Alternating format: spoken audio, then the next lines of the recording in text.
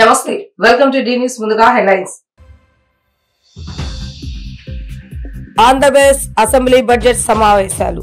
Janasena party శాసనసభ పక్ష సమావేశం డిప్యూటీ సీఎం పవన్ కళ్యాణ్ అధ్యక్షతన ప్రారంభమైన ఆంధ్రప్రదేశ్ అసెంబ్లీ బడ్జెట్ సమావేశాలు. విజయవాడ లబీపేటలోని ఎస్ఎస్ కన్వెన్షన్ సెంటర్ నందు మాజీ ఎమ్మెల్యే మల్లాది విష్ణు రెండవ కుమార్తె లక్ష్మీ చంద్రిక వెంకట సుబ్రహ్మణ్య సాయికిన్ల వివాహ వేడుకకు హాజరైన మాజీ ముఖ్యమంత్రి YS Jaganmohan Reddy. Assembly budget సమావేశాలు. తొలి రోజు ఉభయ సభలను ఉద్దేశించి governor justice S Abdul Nazeer ప్రసంగం. ఆంధ్రప్రదేశ్ అసెంబ్లీ బడ్జెట్ సమావేశాలు సోమవారం నుంచి ప్రారంభం కానున్నాయి. ఈ నేపథ్యంలో జనసేన పార్టీ శాసనసభ పక్ష సమావేశం డిప్యూటీ సీఎం పవన్ కళ్యాణ్ అధ్యక్షతన ప్రారంభమైంది. ఆదివారం సాయంత్రం జనసేన పార్టీ కేంద్ర కార్యాలయంలో ఈ సమావేశం జరిగింది. ఈ అసెంబ్లీ బడ్జెట్ సమావేశాలు అనుసరించవలసిన విధి విధానాలు, పార్టీ విధానాలను జనసేన ఎమ్మెల్యేలకు ఈ సందర్భంగా పార్టీ అధినేత పవన్ కళ్యాణ్ వివరించారు. ఈ సమావేశంలో పౌర సరఫరాల శాఖ మంత్రి నాదెండ్ల మనోహర్ స్వాగతోపన్యాసం చేశారు. అనంతరం చట్టసభలో తన అనుభవాలను సీనియర్ ఎమ్మెల్యేలు కొణిదెల రామకృష్ణ, మండలి బుద్ధా ప్రసాద్ తో పాటు కందుల దుర్గేష్ తోటి ఎమ్మెల్యేలతో పంచుకున్నారు. బడ్జెట్ సమావేశాలు జనవరి 24వ తేదీ నుంచి ప్రారంభం కానున్నాయి. తొలి రోజు గవర్నర్ అబ్దుల్ నజీర్ ప్రసంగించనున్నారు.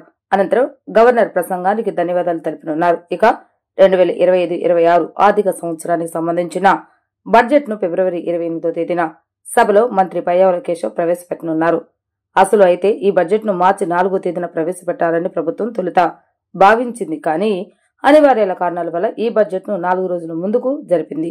మరోవైపు ఫిబ్రవరి 22, 23 తేదీల్లో ఎమ్మెల్యేలకు శిక్షణా తరగతులు నిర్వహించాలని స్పీకర్ అయ్యన్న పాత్రుడితో పాటు డిప్యూటీ స్పీకర్ రఘురామకృష్ణరాజు భావించారు. విజయవాడ లబీపేటలోని ఎస్ఎస్ కన్వెన్షన్ సెంటర్ నందు మాజీ ఎమ్మెల్యే మల్లాది విష్ణు రెండో కుమార్తె లక్ష్మీ చంద్రిక వెంకట సుబ్రహ్మణ్య సాయికిన్ల వివాహం వేడుక ఆదివారం వైభవంగా జరిగింది. ఈ వేడుకకు మాజీ ముఖ్యమంత్రి వైఎస్ జగన్మోహన్ రెడ్డి హాజరై నూతన వధువరులను ఆశీర్వదించారు.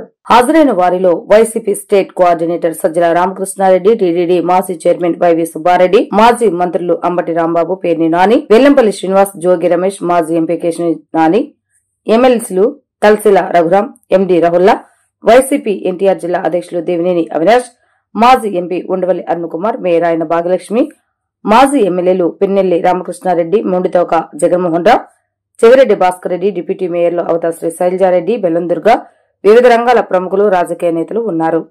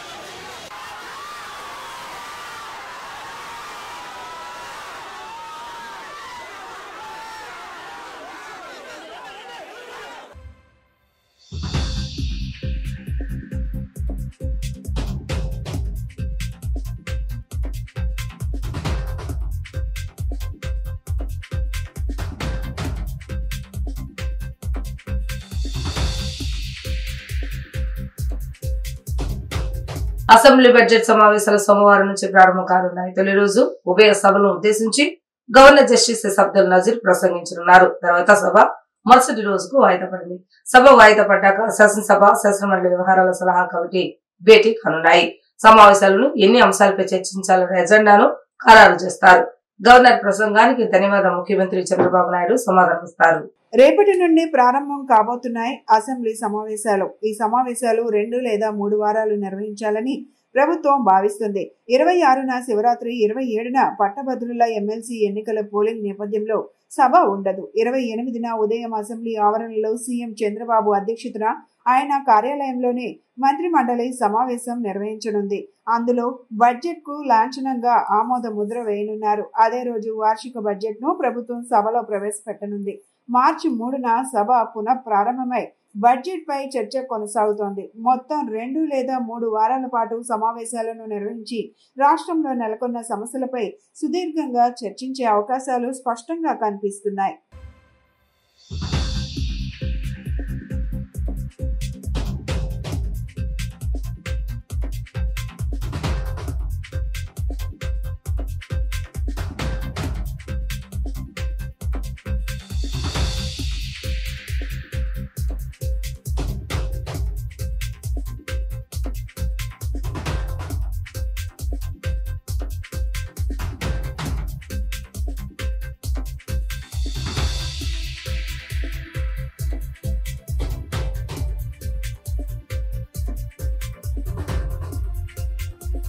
తనను ఎమ్మెల్సీ ఎన్నికల్లో అత్యధిక ఓట్ల మెజార్టీతో గెలిపించాలని కృష్ణా గుంటూరు జిల్లాల ఇండిపెండెంట్ ఎమ్మెల్సీ అభ్యర్థి అరిగల శివరామ ప్రసాద్ రాజా ఓటర్లను అభ్యర్థించారు.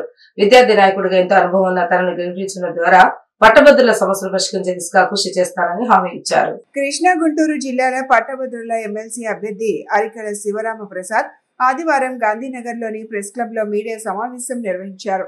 ఈ సమావేశంలో ఆయన మాట్లాడుతూ ఎన్నికల్లో తనను అత్యధిక ఓట్లతో గెలిపించాలని ఓట్లను అభ్యర్థించారు. గతంలో విద్యార్థి నాయకుడిగా విద్యార్థుల సమస్యలపై ఆంధ్ర యూనివర్సిటీలో పలు పోరాటాలు చేసి విజయం సాధించానన్నారు. లా పూర్తి చేసి బెజవాడ బార్ అసోసియేషన్ లో ప్రాక్టీస్ చేస్తున్నానని, హనుమాన్ జంక్షన్ లో ఉచిత న్యాయ సలహా కేంద్రం పెట్టి ప్రజలకు సేవ చేస్తున్నానన్నారు. విద్యార్థి దశ నుండి విద్యార్థుల యొక్క సమస్యల పట్ల తనకు అవగాహన ఉందని, వారి సమస్యలు పరిష్కరించేందుకు శాయశక్తులా కృషి చేస్తానన్నారు. తనను ఎమ్మెల్సీగా గెలిపిస్తే పట్టభద్రుల సమస్యలను శాసనసభలో చర్చించి పరిష్కార దిశగా చర్యలు తీసుకుంటానన్నారు. విలేకరుల సమావేశంలో వైఎస్ఆర్సీపీ ఎస్టీ సెల్ స్టేట్ ప్రధాన కార్యదర్శి రమేష్ తదితరులు పాల్గొని శివరామ ప్రసాద్ కు మద్దతు తెలిపారు. అందరికీ నమస్కారం. నా పేరు అరిగల శివరామ ప్రసాద్ రాజా. నేను బెజవాడ బార్ అసోసియేషన్ ప్రధాన కార్యదర్శిని. నేను రేపు జరగబో కృష్ణా గుంటూరు గ్రాడ్యుయేట్స్ ఎమ్మెల్సీ ఎన్నికల్లో ఎమ్మెల్సీ అభ్యర్థిగా స్వతంత్ర అభ్యర్థిగా పోటీ చేసి ఉన్నాను. నేను ఈ ఎమ్మెల్సీ ఎన్నికల్లో ప్రధానంగా పోటీ చేయడానికి కారణం, ఏదైతే కృష్ణా గుంటూరు గ్రాడ్యుయేట్స్ ఎమ్మెల్సీ ఎన్నికలు రాజకీయ పార్టీలకు అతీతంగా జరిగేటువంటి ఎన్నికలు. అటువంటి ఎన్నికల్లో ఒక న్యాయవాదిగా సమాజానికి సేవ చేయాలనేటువంటి తలంపుతో నేను మీ ముందుకు రావడం జరిగింది. గతంలో నేను ఒక విద్యార్థి నాయకుడిగా విద్యార్థుల సమస్యలపై గళం విప్పి విద్యార్థుల వెనకాల ఉండి విద్యార్థుల సమస్యను సాల్వ్ చేసినటువంటి ఒక మంచి విద్యార్థి నాయకుడిని. అదేవిధంగా గత 20 సంవత్సరాలుగా నేను న్యాయవాద వృత్తిలో ఉంటూ హనుమాన్ జంక్షన్ పట్టణంలో ఒక ఉచిత న్యాయశాల కేంద్రాన్ని పెట్టి, అదేవిధంగా బెజవాడ బార్ నందు కూడా సేవ చేస్తున్నటువంటి ఒక వ్యక్తిని. నేను ఒక మంచి తలంపుతో మీ ముందుకు వచ్చాను. సోదరులారా, ఆలోచించండి. రేపు జరగబో ఎన్నికల్లో ప్రధానంగా మనం సమస్యలపై మనం మాట్లాడాలి. ఎందుకంటే ఈ గ్రాడ్యుయేట్స్ ఎన్నికల్లో ఎన్నికైనటువంటి వ్యక్తి శాసన మండలిలో మరి మన గ్రాడ్యుయేట్స్ యొక్క వాయిస్ని వినిపించేటువంటి వ్యక్తి అయి ఉండాలి. ప్రధానంగా ఒక జాబ్ క్యాలెండర్ రావాలి నిరుద్యోగ యువత కోసం. నేను ఎప్పటి నుంచో చెప్తున్నాను. నేను గతంలో 2004లో గుంటూరు పట్టణం ఉన్నప్పుడు కూడా ఎన్నో సమస్యలు ఎదుర్కొన్నాను. నేను అప్పటి నుంచి ఆలోచిస్తున్నాను, సమాజానికి సేవ చేయాలని తలంపుతో మేము ముందుకు వచ్చాను. ఒక జాబ్ క్యాలెండర్ వచ్చి సంవత్సరంలో ఒక నెలలో ఒక ఎగ్జామ్ రిక్రూట్మెంట్ ఉంటుంది. ఆ ఇన్ టైంలోనే ఎగ్జామ్ జరుగుతున్నటువంటి ప్రధాన అంశాన్ని ఈ రాష్ట్ర ప్రభుత్వం జాబ్ క్యాలెండర్ని మీ అందరి ద్వారా నేను ముందుకు తీసుకెళ్తాను. అదేవిధంగా ప్రైవేట్ టీచర్స్ మరి వారి శ్రమని దోపిడీ చేస్తున్నారు. ఈరోజు మరి ప్రైవేట్ టీచర్స్ యొక్క పరిస్థితి టైం లేదు, ఒక నిర్దిష్ట టైం లేదు. అదేవిధంగా వాళ్ళకి కనీస వేతనాలు లేవు. మరి మనందరం కూడా ఆలోచించాలి. నా మిత్రులు చాలామంది టీచర్స్ ఎన్నో బాధ నాతో వ్యక్తపరుచుకున్నారు. కనీసం ఆదివారం కూడా మాకు సెలవు ఉండలేదని చెప్పని నా మిత్రులు నాతో చెప్పారు. ఛాంపియన్స్ ట్రోఫీలో భాగంగా ఆదివారం దుబాయ్ ఇంటర్నేషనల్ స్టేడియంలో జరిగిన ఇండియా పాకిస్తాన్ క్రికెట్ మ్యాచ్ ను ఏసీఏ అధ్యక్షుడు విజయవాడ ఎంపీ కేశవ్ శివనాథ్ని విద్యా ఐటీ శాఖ మంత్రి నారా లోకేష్ తో వీక్షించారు. మంత్రి నారా లోకేష్ విజయవాడ ఎంపీ కేశవ్ శివనాథ్ని టీమిండియా జెర్సీలు వేసుకుని మ్యాచ్ తిలకించారు. వీరితో పాటుగా ఈ మ్యాచ్ ను వీక్షించిన వారిలో ఏసీఏ కార్యదర్శి రాజ్యసభ ఎంపీ సానా సతీష్, డైరెక్టర్ సుకుమార్ ఉన్నారు.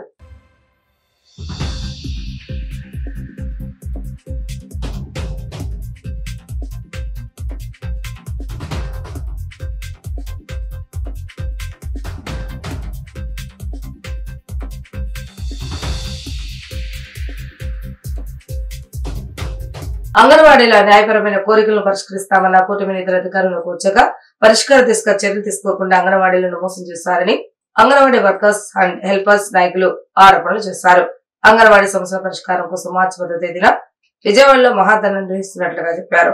సమస్యలు పరిష్కరించకపోతే పోరుబాట పట్టాల్సి వస్తుందని ప్రభుత్వాన్ని హెచ్చరించారు. కూటమి ప్రభుత్వం అంగన్వాడీల న్యాయమైన కోరికలను త్వరితగతిన పరిష్కరించాలని AP Anganwadi workers and helpers union, AP Anganwadi workers and helpers association, AP ప్రగతిశీల Anganwadi workers and helpers union సంయుక్త ఆధ్వర్యంలో గాంధీనగర్లోని ప్రెస్ క్లబ్ లో మీడియా సమావేశం జరిగింది. ఈ సమావేశంలో అంగన్వాడీ వర్కర్స్ యూనియన్ సిఐటియు రాష్ట్ర కార్యదర్శి K Subbaravamma, anganwadi workers association రాష్ట్ర గౌరవ అధ్యక్షులు ఎస్ మంజుల, ఏపీ ప్రగతిశీల అంగన్వాడీ వర్కర్స్ యూనియన్ ఐఎఫ్టియు నాయకులు విఆర్ జ్యోతి తదితరులు పాల్గొని మాట్లాడుతూ కూటమి ప్రభుత్వం అంగన్వాడీలను మోసం చేసిందన్నారు. న్యాయమైన కోరికలు నెరవేరుస్తామని, సమస్యలు పరిష్కరిస్తామని హామీలు ఇచ్చి అధికారంలోకి వచ్చిన తరువాత సమస్యలను గాలికి వదిలేసిందన్నారు. అంగన్వాడీలకు వేతనాలు పెంచాలని, గ్రాడ్యుటీ అమలు చేయాలని, మినీ సెంటర్లను మెయిన్ సెంటర్లుగా మార్చాలని డిమాండ్ చేశారు. ఈ విషయమై మార్చి 10వ తేదీ విజయవాడలో మహాధర్నా నిర్వహిస్తున్నట్లు తెలిపారు. ప్రభుత్వం అంగన్వాడీల న్యాయమైన సమస్యలను పరిష్కరించుకుంటే పోరుబాట పట్టాల్సి వస్తుందని ప్రభుత్వాన్ని హెచ్చరించారు. బడ్జెట్ సమావేశాలు ప్రారంభం అవుతా ఉన్నాయి. అంగన్వాడీలు గత ప్రభుత్వ హయాంలో 42 రోజుల పాటు చారిత్రాత్మక సమ్మె చేశాం. ఈ సమ్మె ముగింపు సందర్భంగా మినిట్స్ కాపీ ఇచ్చారు. ఈ మినిట్స్ కాపీలో అంగన్వాడీలకి పెరుగుతున్న ధరలకు అనుగుణంగా జూలైలో వేతనాలు పెంచాలి అని చెప్పేసి మినిట్స్ కాపీలో రాశారు.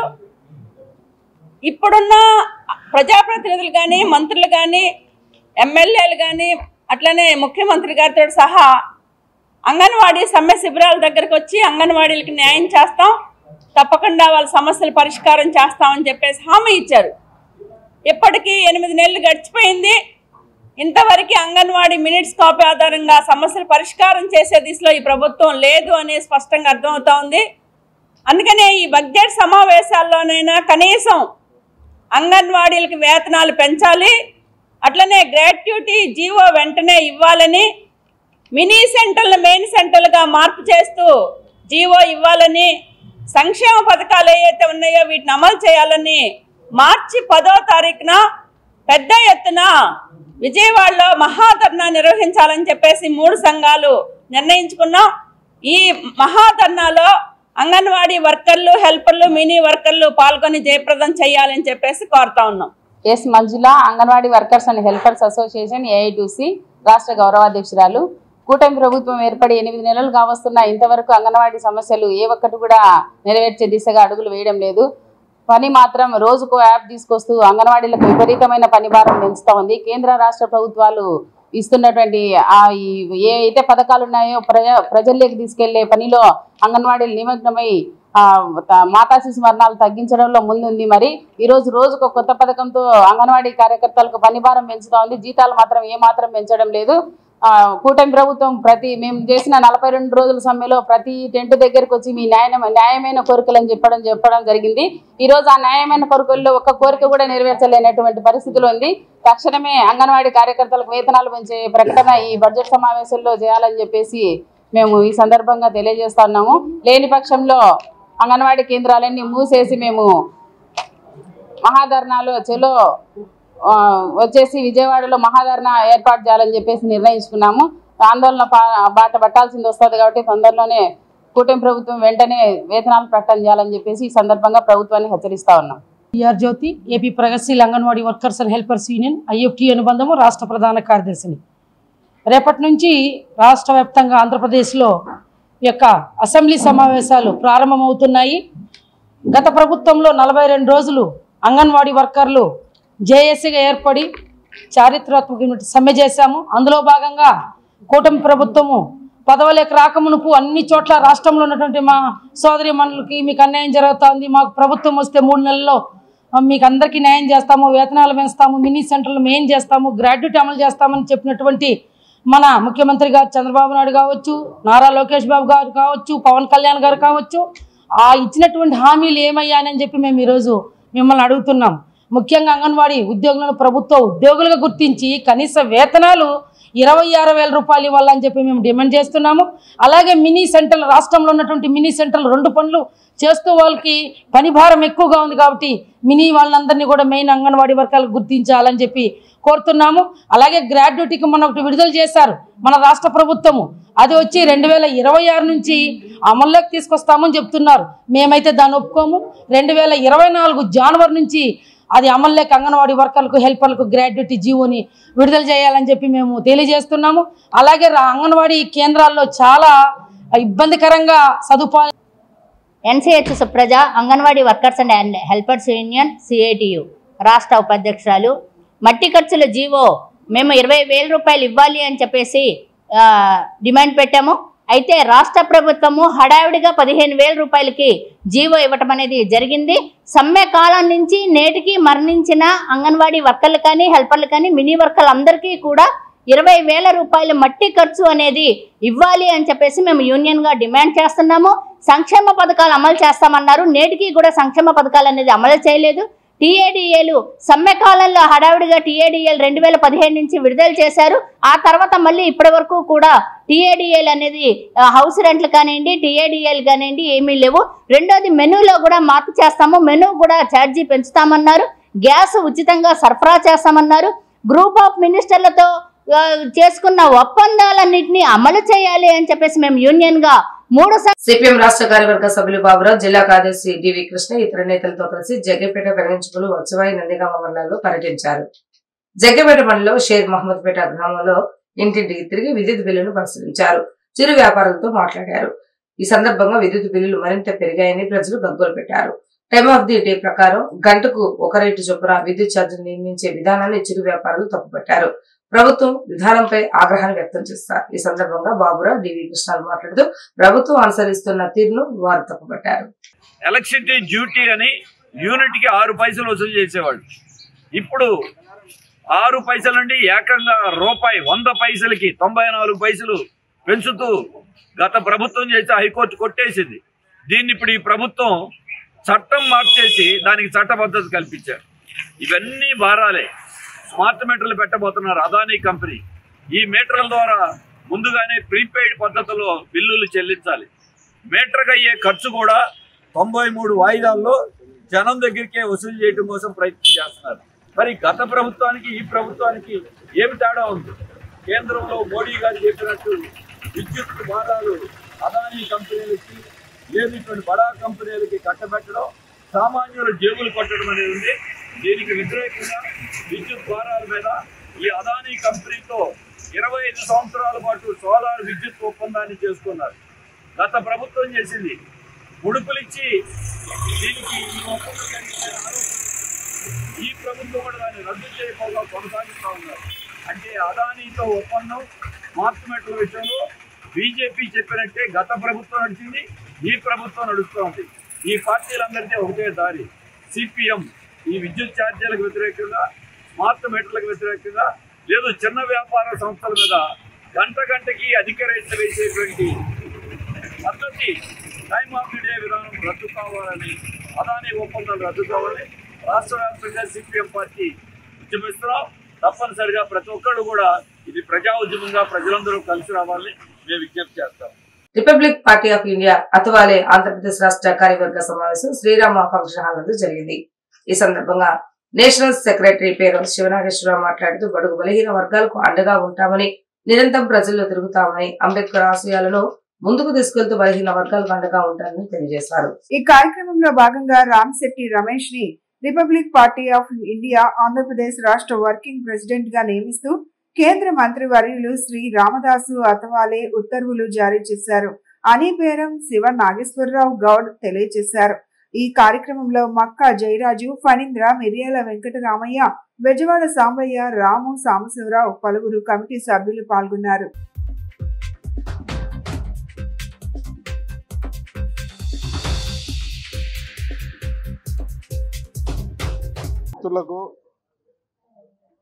ఎలక్ట్రానిక్ మీడియా, ప్రింట్ మీడియా వారికి రిపబ్లిక్ పార్టీ ఆఫ్ ఇండియా జాతీయ కార్యదర్శి పేరం శివనాగేశ్వర గౌడ్, అట్లాగే రాష్ట్ర కార్యవర్గం మరి ఇక్కడ ఉన్నటువంటి గౌరవనీయులు సాంబశివరావు గారు, అట్లాగే రామశెట్టి రమేష్ కుమార్ గారు, మరి అట్లా నెల్లూరు నుంచి ఇచ్చిన మా మిత్రులు వెంకటరామయ్య గారు, అట్లాగే నక్క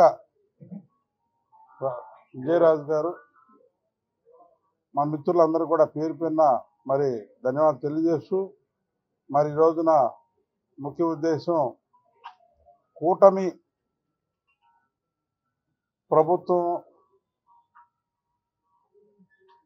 ప్రభుత్వంలో మేము భాగస్వామిగా ఉన్నాము. Republic party of India Athawale group. మరి అందులో భాగంగా మాజీ మంత్రివర్యులు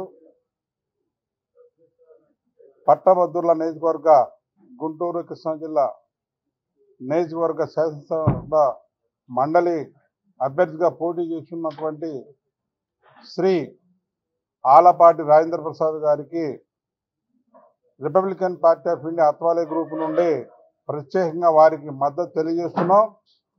మరి వారిని అత్యధిక మెజారిటీతో మరి శాసన మండలికి పంపించగలిగితే పట్టభద్రులకే కాకుండా ఆంధ్రప్రదేశ్ రాష్ట్రాన్ని అభివృద్ధి కొరకు ఆయన నిరంతరం శ్రమిస్తారని చెప్పి వారి మీద మేము ప్రత్యేకమైన గౌరవంతో ప్రత్యేకమైన అభిమానంతో వారికి చేస్తున్నాం. ఎందుకంటే మరి ఈ రోజున కూటమి ప్రభుత్వం ఒక 10 నెలల కాలం అయింది. మరి గౌరవ ముఖ్యమంత్రి గారు శ్రీ నారా చంద్రబాబు నాయుడు గారు నిరంతరం పేద ప్రజల కోసం శ్రమిస్తూ ఆంధ్ర రాష్ట్ర అభివృద్ధి కోసం ఆయన ఎంతో కృషి చేస్తున్నారు. మరి అటువంటి తరుణంలో మరి ఇట్లాంటి శాసన మండలి ఎన్నికలు రావటం, పోగొట్టుకున్న దొంగిలించబడిన 2205 మొబైల్ ఫోన్లను సిఈఐఆర్ పోర్టల్ సాంకేతికత ఆధారంగా రికవరీ చేసి బాధితులకు అందించామని నగర పోలీస్ కమిషనర్ రాజశేఖర్ బాబు తెలియజేశారు. గతంలో కూడా ఇదే విధంగా భారీగా ఫోన్లను స్వాధీనం చేసుకున్నామని చెప్పారు. ఫోన్ పోయిన వెంటనే పోలీసులకు సమాచారం ఇస్తే గుర్తించే అవకాశం ఉంటుందని తెలిపారు. ఫోన్లోనే ప్రతి మనిషి జీవితం ఉంటుందని, ముఖ్యంగా బ్యాంకు లావాదేవీలు, ప్రభుత్వం గుర్తింపు కార్డులు ఫోన్తోనే ముడిపడి ఉన్నాయన్నారు. మరికొన్ని ఫోన్లను గుర్తించాల్సి ఉంది. త్వరలో వాటిని కూడా స్వాధీనం చేసుకోవడం జరుగుతుందన్నారు. ఇటీవల ఇన్వెస్ట్మెంట్ ఫ్రాడ్స్ బాగా ఎక్కువ అయ్యాయని, ప్రజలు ఆశతో వెళ్లి మీరు ఇరుక్కుపోవద్దు, మీరు తొలుత వేసే 10 రూపాయలకు 30 తిరిగి వేసి నమ్మకం కలిగిస్తారు, ఆ తర్వాత వేలు లక్షల్లో మీ అకౌంట్ ద్వారా దోచేస్తారు. సైబర్ సేఫ్టీ పట్ల అవగాహన పెంచుకోవాలి అని వారు సూచించారు. విజయవాడ వ్యాప్తంగా 1260 కెమెరాలు పెట్టాం. మార్చిలో ఒక నూతన కార్యక్రమానికి శ్రీకారం చుట్టాం. అపార్ట్మెంట్లో వద్ద గల లోపల బయట సీసీ కెమెరాలు ఉండాలి. బైక్ దొంగిలిస్తే వెంటనే తెలిసేలా సాంకేతికతను అందుబాటులోకి తెస్తున్నాం. ప్రతి ఒక్కరూ ట్రాఫిక్ నిబంధనలు పాటించండి, హెల్మెట్, సీట్ బెల్ట్ ధరించి వాహనాలు నడపండి, మీ కుటుంబాలకు మీరే ఆసరా, అండా దండ అని గుర్తుంచుకోండి అని చెప్పారు.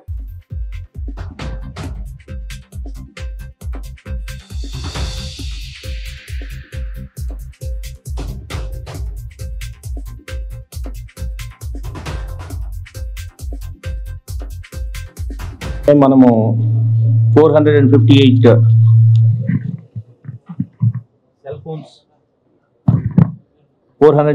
సెల్ ఫోన్స్ లాస్ట్ టైం మనము రికవర్ చేయడం జరిగింది.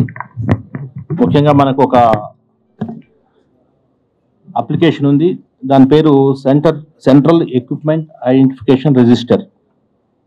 అంటే ఒక వ్యక్తి ఫోన్ పోతే ఆ వ్యక్తి పోలీస్ స్టేషన్కి వస్తే పోలీస్ స్టేషన్ దగ్గర ఈ కంప్లైంట్ తీసుకొని ఆ సెంట్రల్ ఎక్విప్మెంట్ ఐడెంటిఫికేషన్ రిజిస్టర్లో సిఈఐఆర్ అంటారు పోర్టల్, ఆ పోర్టల్లో మనము ఎంట్రీ పెడితే ఇమీడియట్గా ఆ ఫోనే కాకుండా సిమ్మే కాకుండా ఆ ఫోన్ కూడా బ్లాక్ అయిపోయేటట్టు గవర్నమెంట్ ఆఫ్ ఇండియా ఒక మంచి ఇనిషియేటివ్స్ తీసుకోవడం జరిగింది. అంటే ఉదాహరణకు మీది ఎయిర్టెల్ సిమ్ కార్డ్ ఉన్నా కూడా ఆ ఎయిర్టెల్ సిమ్ కార్డ్ బ్లాక్ అయిపోతుంది.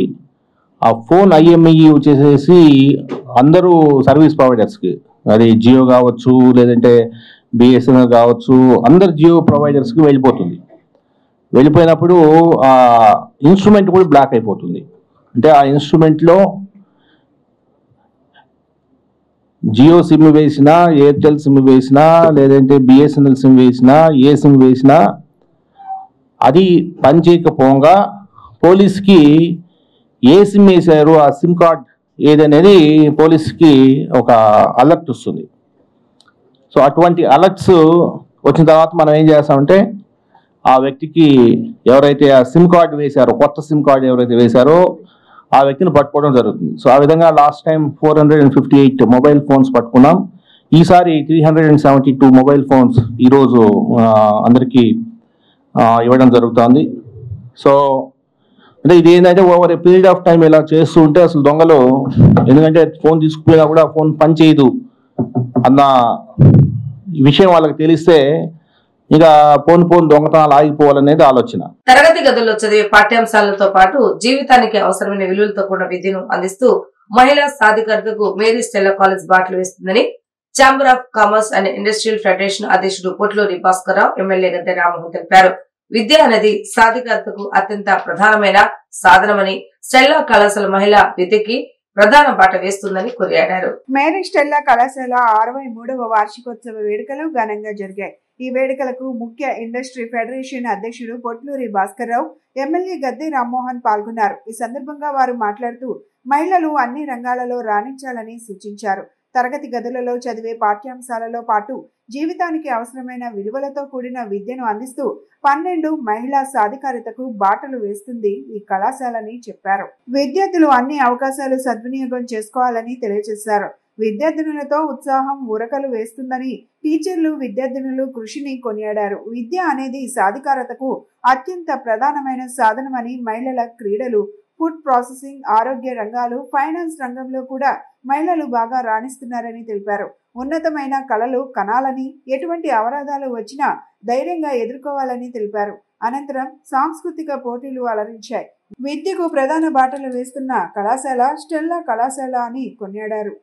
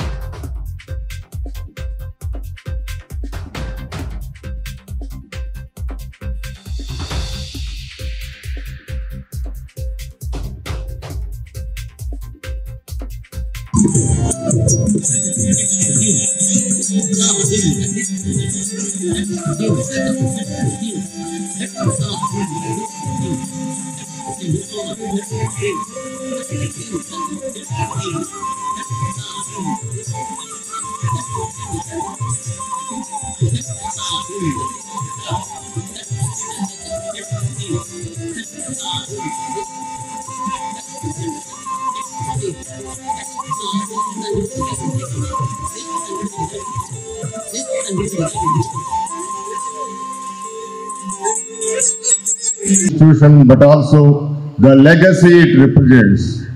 This legacy began in 1962 when a group of visionary citizens of Vijayawada approached the Franciscan missionaries of Mary Sisters with a dream to establish a college that would empower young women to become intellectually sharp, morally upright, socially responsible and spiritually grounded individuals.